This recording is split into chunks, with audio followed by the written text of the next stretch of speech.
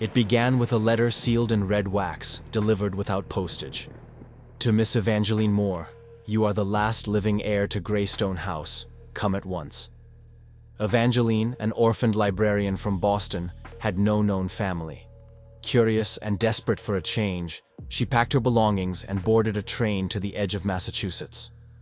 The house stood atop a wind-swept hill, 3 stories high, its silhouette black against a dying sky. Ivy strangled the walls.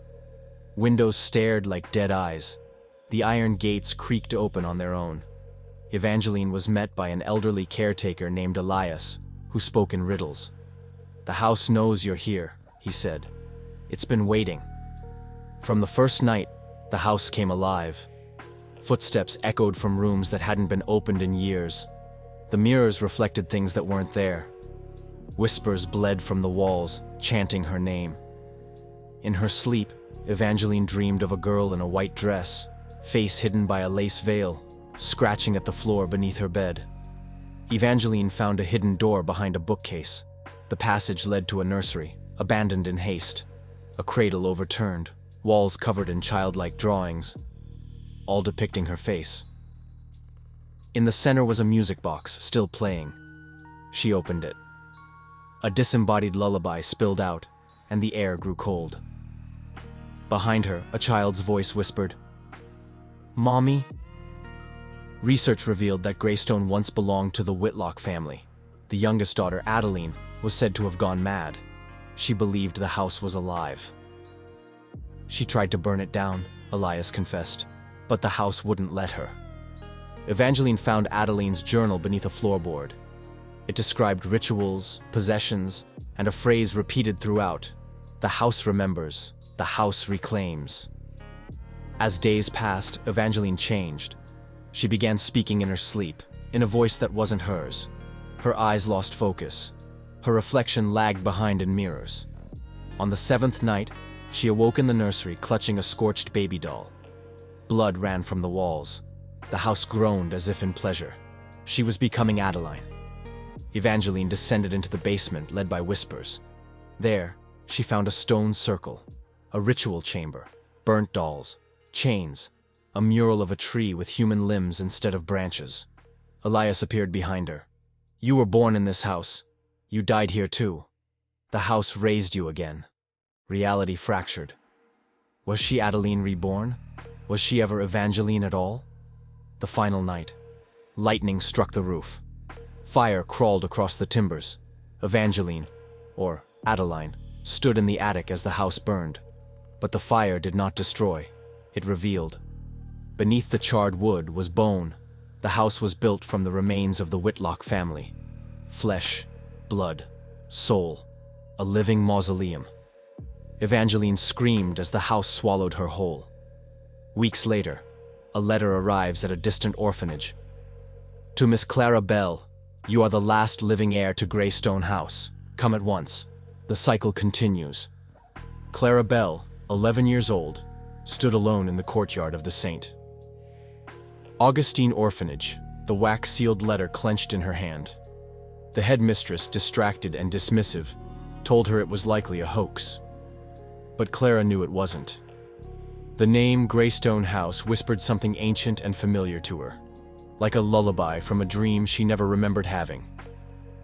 That night she saw a tree growing through her bedroom ceiling, a tree made of bone and sinew. Weeks later, a car pulled up to the overgrown road leading to the charred remains of Greystone House. But the house was not gone. It stood perfectly intact, as if it had never burned. Only now, it was older, darker, hungrier. Clara felt no fear. As she stepped inside, the front door closed behind her without sound. The air inside was warm, pulsing faintly, like the breath of something asleep, or something pretending to be.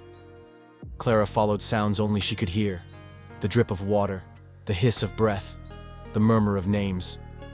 She descended into the root cellar, where no light penetrated. There, vines of bone pierced the walls. In the center, a hole. Deep, black, breathing. Elias appeared again, but he hadn't aged, his voice colder, eyes hollow. "You are not the first seed, Clara. You are merely the right one." She looked into the hole, and something looked back. Clara found a hidden floor, not made of wood or stone, but living material, like cartilage and sinew. Books with covers of skin lined the shelves. Each book bore a name and a face. She opened one marked Evangeline Moore. Inside were her thoughts, memories, and screams. But as Clara turned the pages, she saw her own face growing within. Her eyes, her smile. "The house writes us," she whispered, "and we become its pages." In the attic, the highest point in the house, Clara found it. The heart tree, grown straight through the foundation. Its bark was stitched skin. Its branches held hundreds of silver bells, each ringing softly with invisible wind. The bells were mouths, and they spoke as one. "We are the forgotten. We are the roots. The house grows through us." Clara reached out. The tree pulsed, and it chose her. The house began to change around her. Walls bled symbols. Furniture grew tendrils. Portraits reformed to show Clara's face, smiling, then screaming. She wasn't afraid. She understood now. She was not the victim. She was the seed, and the house was her womb. As the moon turned blood red, Clara walked barefoot through the halls, humming a lullaby. Her eyes glowed faintly gold. The house would bloom again, and it would spread. Final scene. In a distant city, construction workers dig into the earth for a new high-rise. They strike something hard. A tree root, they think. But it pulses.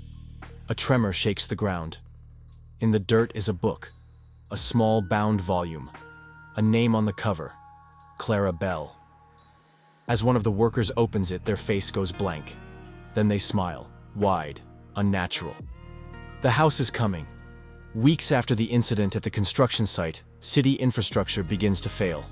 In Boston, sewers collapse. Walls of newly built apartments develop hairline cracks, out of which roots grow. Not plants, not wood. Nerve-like fibers, pale and damp, pulsing. People begin to report dreams of a house they've never seen, always from the perspective of a child. Psychiatrists call it architectural recurrence syndrome. But the dreams start to sink. Every night, more people dream the same rooms, same attic, same face of a girl with gold eyes, Clara. In the city archive, a clerk named Jonah discovers records of buildings that were never built, blueprints for houses no one filed, sketches made by people who died decades ago, all bearing the exact same floor plan. Greystone House. Jonah begins to lose time. He wakes with dirt under his fingernails. He finds photos in his phone of rooms he doesn't remember entering. In one, there's a child's shadow in the doorway. All orphanages in the Northeast begin receiving the same wax-sealed letter. Thousands of them. Names repeating. Some of the names are of children who never existed. Others are of missing children, the ones who disappeared from foster homes decades ago. The letters are written in handwriting that matches no known human pattern. Each stroke twists slightly against natural curvature, like a hand trying to remember how to write. Jonah finds others like him, dreamers, infected by Greystone House. They form a group called the Awakened, trying to understand the nature of the infection. They discover that the house is not a structure, but a neural parasite, a sentient architecture that infects perception. It doesn't need to be built, only remembered. Every person who dreams of the house gives it more shape, more dimension. It spreads not through earth, but through memory. "We are the blueprints now," Jonah whispers. "We're building it in our minds." In the astral ruins of Greystone, a psychic realm now visible to the awakened in deep trance, Clara reigns.